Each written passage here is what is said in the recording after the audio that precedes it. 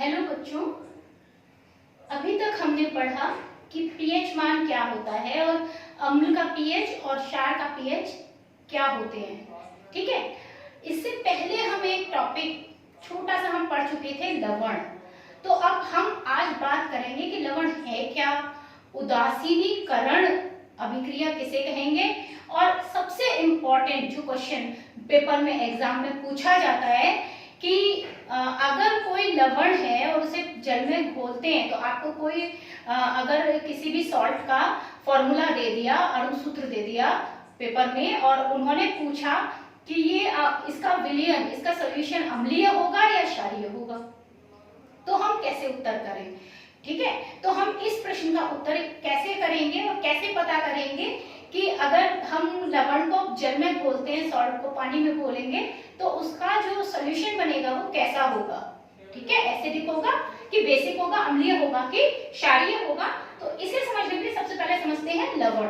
ठीक है, तो लवण क्या होता है, सॉल्ट क्या होता है कि जब हम एक अम्ल की अभिक्रिया एक क्षार से कराते हैं, ठीक है ना, कोई भी अम्ल है जब क्षार से क्रिया कराई जाती है तो क्या होता है, एक तो पानी बनता है, साथ में एक यौगिक बनता है, एक कंपाउंड बनता है जिसे हम लवण कहते हैं। और ये जो अभिक्रिया है, इस अभिक्रिया को हम उदासीनीकरण की अभिक्रिया कहते हैं। फॉर एग्जाम्पल, अगर मैं लेती हूँ NaOH, आप सब जानते हैं कि OH अगर आ रहा है तो ये क्या है, एक क्षार है। ठीक है, और OH पानी में घोलने पर क्या देता है, Na प्लस OH माइनस, ये आयन वो देता है। अगर मैं एक अम्ल लेती हूँ HCl, तो अम्ल पानी में घोलने पर हमें क्या देगा, एक तो Cl माइनस आयन देगा और एक हमें H प्लस आयन देगा।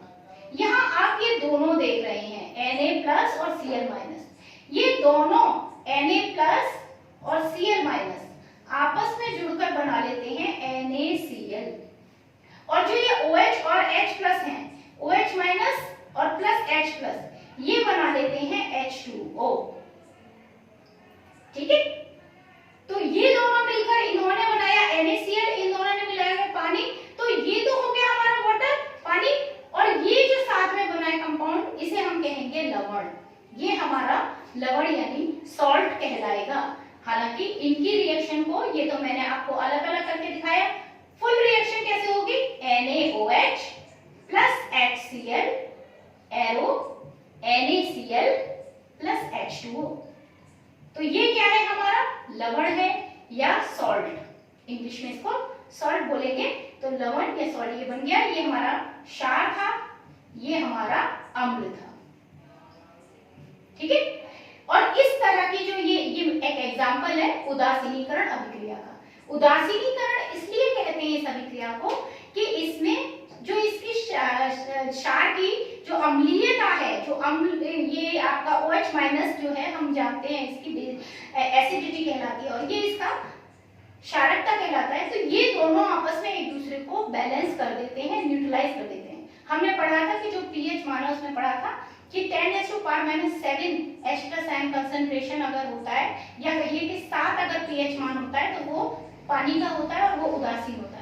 तो क्योंकि पानी हमारा उदासीन है, इसलिए, और इस क्रिया में पानी बन रहा है, इस अभिक्रिया में पानी बन रहा है साथ में, इसलिए ये अभिक्रिया हमारी उदासीनीकरण अभिक्रिया कहलाती है।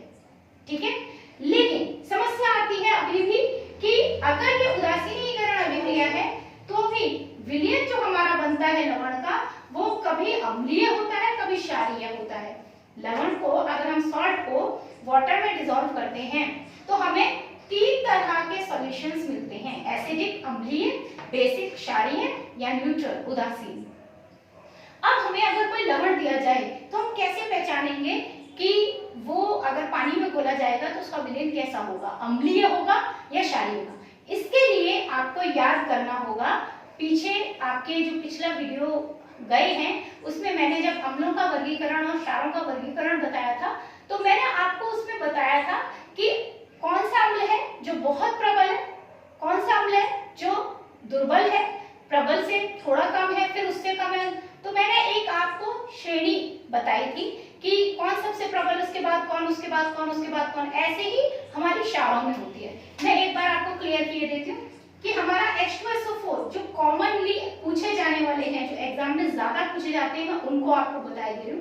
H2SO4 हमारा सबसे ज्यादा प्रबल है, ठीक है। उसके बाद सेकंड नंबर पे हम HCl कह सकते हैं। HCl के बाद हम H3PO4 कह सकते हैं। H3PO4 के बाद हम, या आप ऐसे ना लिख के इसको ऐसे लिख लीजिए तो आपको ये याद करना आसान हो जाएगा। सबसे पहले नंबर पे H2SO4 आता है, दूसरे नंबर पे HCl आता है, ठीक है, ये है अम्ल, ठीक है। तीसरे नंबर पे हमारा H3PO4, HNO3, ठीक है, H2CO3, ठीक है। फिर इसके बाद में हमारा आता है जो कॉमनली यूज होने वाला है CH3COOH, हालांकि इससे पहले HCOOH भी आता है, लेकिन वो पूछा कम जाता है। CH3COH घरों में यूज होता है सिरके के रूप में, तो ये ज्यादा पूछ लिया जाता है। कॉमनली हमें ये वाले पूछे जाते हैं, ठीक है। तो इतने अम्ल अगर आपको याद है तो बहुत सही है, इससे ज्यादा अम्लों को कम ही पूछा जाता है। और मैं आपको एक बात और बता दूं, जितने अम्ल आपको याद हैं, ठीक है, जितने मैं लिखा रही हूँ, ये फेमस हैं अम्ल। तो ये जो फेमस अम्ल है, ये आपके समझ लीजिए ये सारे और बाकियों से प्रबल ही हैं। जो आपको बिल्कुल सुनने में नहीं समझ में आएंगे, वो सारे के सारे समझ लीजिए कि वो कम प्रबल है, इसीलिए उनकी प्रबलता कम है, इसीलिए वो इतने ज्यादा पावरफुल नहीं है, तो वो यूज में नहीं आते, उनके नाम भी इतने ज्यादा नहीं करे जाते। ऐसे ही यहाँ पे KOH, NaOH, ठीक है, CaOH whole twice, AlOH whole thrice और NH4OH, ये कुछ मेन है नाम इनके, मैं पहले भी आपको बता चुकी हूं। तो ये इनकी घटती प्रबलता है, घटती प्रबलता या स्ट्रेंथ जो इनकी है वो नीचे डाउनवर्ड्स जा रही है। H2SO4 सबसे ज्यादा पावरफुल है, KOH सबसे ज्यादा पावरफुल है, उसके बाद HCl आता है, यहाँ NaOH आता है। इस तरीके से आपकी ये अगर आपको टेबल अच्छे से याद होगी तो आप इजीली निकाल सकते हैं कि आपका कौन सा है। मान लीजिए मैं फॉर एग्जांपल एक ले रही हूं, जैसे हमने ले लिया CuSO4, ठीक है। अब हमें ये बताना है कि CuSO4 भाई, इसको अगर ये एक लवण है तो ये लवण पानी में घोलने पर कैसा होगा, इसका विज्ञान, इसका सॉल्यूशन कैसा होगा, एसिडिक होगा, बेसिक होगा कि न्यूट्रल होगा, ठीक है। तो हम इसमें थोड़ा सा हम अपने दिमाग पर जोर डालेंगे। यहाँ पर SO4 दिखाई दे रहा है, और कोई भी लवण मैंने आपको बताया एक अम्ल और एक क्षार से मिलकर बना है, ठीक है ना। एक अम्ल और एक क्षार के बीच में जब रिएक्शन होगी तब आपका लवण तैयार होगा, सॉल्ट तैयार होगा। तो आपको SO4 दिखाई दे रहा है, यहाँ कौन सा अम्ल है, SO4 वाला, H2SO4। तो जब H2SO4 है तो यानी इसमें जो अम्ल होगा वो कौन सा होगा, इस रिएक्शन, इस लवण के बनने में जो अम्ल यूज हुआ वो कौन सा अम्ल यूज हुआ है, H2SO4, ठीक है। और क्षार कौन सा यूज हुआ होगा इसमें, तो हमारा Cu पे प्लस के 2 चार्ज होते हैं, तो हमारा निश्चित रूप से CuOH whole twice, क्योंकि क्षार में OH आता है, तो CuOH whole twice ये हमारा क्षार होगा, ये हमारा अम्ल होगा। अब ये अम्ल और क्षार हमें पता चल गए। अब आप खुद से देख रहे हैं कि H2SO4 बहुत प्रबल है, बहुत पावरफुल है, और CuOH whole twice नाम सुना हुआ नहीं, मैंने अभी बताया ना, जिनके नाम आपने कम सुने हो, जिनके नाम मैंने इसमें नहीं लिखे हैं, समझ लीजिए कि वो बहुत वीक हैं, बहुत दुर्बल हैं। तो यानी हमारा क्षार क्या है, दुर्बल है, और हमारा अम्ल प्रबल है, ठीक है। तो प्रबल अम्ल और दुर्बल क्षार, तो हमारा प्रबल अम्ल और दुर्बल क्षार जब आपस में क्रिया करेंगे तो क्षार तो OH माइनस आयन देगा बहुत धीरे धीरे। याद हो आपको बताया था कि स्ट्रेंथ का मतलब है कि वो कितनी जल्दी OH माइनस आयन पानी में दे रहा है, कितने ज्यादा अणु उसके, कितने ज्यादा मॉलिक्यूल्स उसके OH माइनस आयन में डिसोसिएट हो रहे हैं, टूट रहे हैं, ठीक है। तो दुर्बल क्षार है तो उसके OH माइनस आयनों की संख्या क्या होगी, कम सॉल्यूशन में, ठीक है। और जो हमारा H2SO4 है, इसके SO4 माइनस माइनस के साथ में जो H प्लस आयन है, इनकी संख्या होगी ज्यादा। तो अम्ल के H प्लस आयन बढ़ गए विलयन के अंदर, OH माइनस आयन कम है। तो जितने होंगे उतने H से क्रिया कर जाएंगे, रिएक्ट कर जाएंगे और H2O बना लेंगे। लेकिन बाकी के क्या करेंगे? बाकी के H+ आयन विलयन में घूमते रहेंगे। अगर H+ आयन विलयन के अंदर है, इसका मतलब उसका pH मान जो होगा वो अम्ल की तरफ होगा, यानी 1 से लेके 6 के बीच में, यानी वो विलयन कैसा होगा? अम्लीय। सीधी सी बात है। दुर्बल क्षार है, प्रबल अम्ल है, तो विलयन कैसा होगा?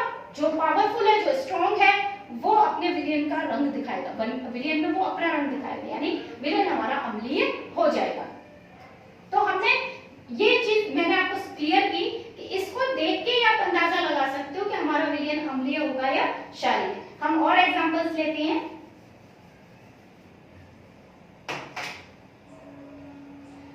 एक और एग्जांपल लेती हूं मैं आपके सामने, फिर आप देख के, जैसे मैंने अभी कहा NaCl, NaCl आपको क्लियर समझ में आ रहा है?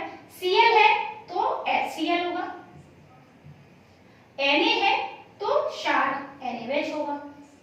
इन दोनों के बीच रिएक्शन से NaCl बन रहा है, तो सिंपली हमारा NaOH भी प्रबल है और HCl भी प्रबल है। ये भी स्ट्रॉन्ग है, ये भी स्ट्रॉन्ग है, दोनों स्ट्रॉन्ग है। तो दोनों स्ट्रॉन्ग है तो दोनों एक दूसरे को बराबर बैलेंस कर लेंगे। जितने H+ इससे निकलेंगे उतने ही OH- इससे निकलेंगे। तो दोनों सॉल्यूशन में एक साथ इक्वल H+ और OH- आयन देंगे, तो पानी पूरा का पूरा विलयन जो है उसमें ना तो H+ आयन बचेगा ना ही OH- आयन बचेगा, यानी विलयन हमारा टोटली न्यूट्रल हो जाएगा, उदासीन हो जाएगा। क्यों? क्योंकि ना तो H+ आयन बचे हैं ना OH आयन, दोनों ही आपस में जुड़ गए और H2O बना दिया। तो अब सॉल्यूशन में कोई H+ OH- आयन नहीं है, इसका मतलब हमारा सॉल्यूशन न्यूट्रल है। ठीक है, फिर और एक एग्जांपल लेते हैं हम लोग। जैसे हमने लिया अब की बार हम ले लेते हैं अब की बार एक एग्जांपल CH3COONA, इसका नाम है सोडियम एसीटेट। ठीक है, अब हमने इसका बनाया तो देखिए यहाँ Na है, Na का क्षार कौन सा है? OH, NaOH। ठीक है, तो Na का क्षार हमें मिल रहा है NaOH, ठीक है ना। और जो हमारा CH3COOH ये हमारा अम्ल है प्रबल। ठीक है, तो कहने का मतलब है हमारा यहाँ पर CH3COONA में CH3COOH प्लस NaOH, ठीक है, और यहाँ प्लस H2O। तो यहाँ पे आपको दिखाई दे रहा है कि ये हमारा दुर्बल है, इसकी प्रबलता नीचे है। देखिए ये इतनी ऊंचाई पर है, ये प्रबल है, ये स्ट्रॉन्ग है और ये आपका वीक है। तो कौन चीज स्ट्रॉन्ग है?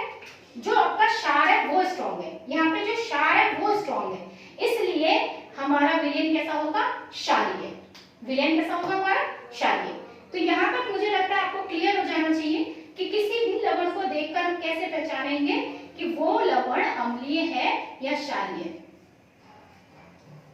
ठीक है, तो ऐसे बहुत सारे उदाहरण हम लोगों को पेपर में भी पूछ लिए जाते हैं, तो हम बहुत इजीली उनको सॉल्व कर सकते हैं। जैसे मैं अगर कहूं, अभी मैं और एक एग्जांपल लेती हूं, CH3COONH4, ये है हमारा अमोनियम एसीटेट।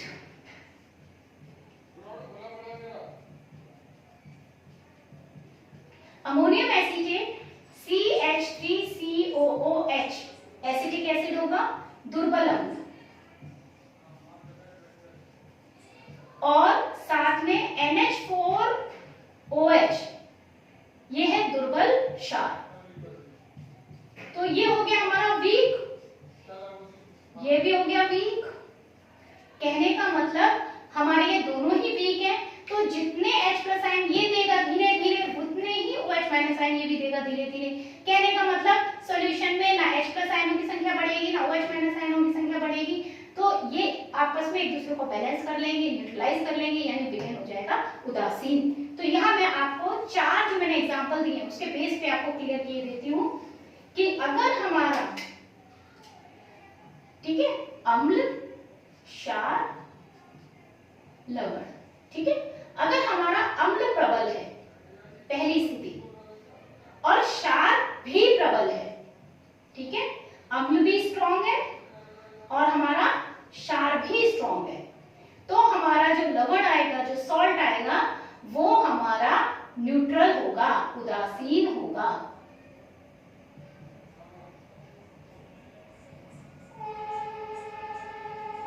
ठीक है, और अगर हमारा अम्ल प्रबल है लेकिन क्षार दुर्बल है, तो हमारा प्रबल और दुर्बल यानी लवण कैसा हो जाएगा, अम्लीय, क्योंकि प्रबल कौन है, अम्ल, तो हमारा लवण अम्लीय हो जाएगा।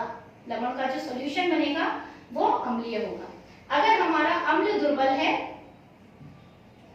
और क्षार हमारा प्रबल है, तो ऐसी कंडीशन में, ये हमारी फर्स्ट कंडीशन है, ये हमारी सेकंड कंडीशन है, ये हमारी थर्ड कंडीशन है। दुर्बल है अगर अम्ल और क्षार प्रबल है, तो हमारा विलयन कैसा हो जाएगा, क्षारीय या बेसिक। और अगर हमारा अम्ल भी दुर्बल है, क्षार भी दुर्बल है, दोनों ही वीक हैं, तो ऐसी स्थिति में भी उदासीन होगा, यानी एक जैसे होंगे तो आपका न्यूट्रल हो जाएगा विलयन, लेकिन अगर एक प्रबल है और एक दुर्बल है, तो जो प्रबल है वैसा हमारे लवण का विलयन होगा। तो किसी भी अणु को जो सूत्र है उसका देख करके आप पहले ये आइडिया लगाइए कि इसका जो माइनस वाला पार्ट है वो कौन से अम्ल से बना है, जो प्लस वाला पार्ट है वो कौन से अम्ल से बना है। फिर ध्यान दीजिए कि प्रबल है कि दुर्बल है, और जब ये पता चल जाए कि प्रबल है कि दुर्बल, तो आप तुरंत पता कर लेंगे कि अगर प्रबल प्रबल तो उदासीन, प्रबल दुर्बल तो अम्लीय, दुर्बल प्रबल तो क्षारीय, दुर्बल दुर्बल तो उदासीन। कहने का मतलब इस तरीके से आपको पूरा क्लियर हो जाएगा कि अम्ल और क्षार देखे बिना ही हम एक लवण के अणु सूत्र से कैसे पता कर लेंगे कि वो लवण अगर जल में घोला जाए, इसको अगर सॉल्यूशन बनाया जाए, तो वो कैसा होगा बाय नेचर, उसका नेचर कैसा होगा, उसकी प्रकृति कैसी होगी। तो मुझे विश्वास है कि आपको ये बात अच्छे से समझ में आ गई होगी। पेपर में इस पर जो क्वेश्चन पूछा जाता है वो कुछ इस तरह से पूछा जाता है कि क्या कैसे पता करेंगे कि CuSO4 का विलयन, ठीक है, अम्लीय होगा या क्षारीय। एक इस तरह से भी पूछा जा सकता है आपसे क्वेश्चन कि ZnSO4 का विलयन, ठीक है, कारण सहित बताइए कि ZnSO4 का विलयन अम्लीय ही होगा।